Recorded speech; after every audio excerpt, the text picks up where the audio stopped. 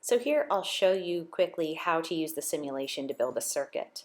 I'm going to start with a battery, and then I'm going to connect some wires to the battery.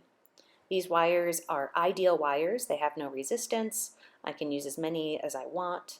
I'm going to turn off the electrons real quick just to have a less cluttered circuit. We can always turn those back on later.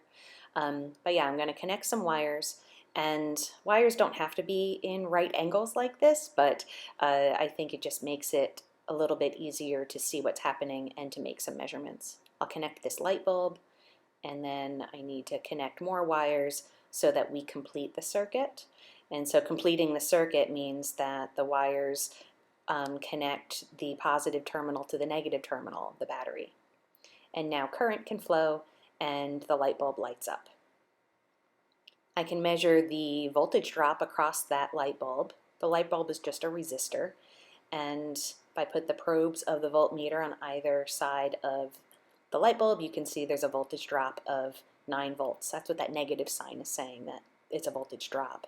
You'd see a positive value across the battery, right? So we can measure the voltage increase when the current flows through the battery. That's where the charges are pumped with energy, and then they release that energy in the form of heat when they move through the filament of the light bulb. We can also measure current, and the current, the ammeter requires that current actually run through it. So let me just cut the wire here so that I can insert the ammeter and connect it. And now you can see the current that's flowing through this circuit. We have 0.9 amps. We can change the amount of current that's flowing in the circuit by changing the resistance or the voltage.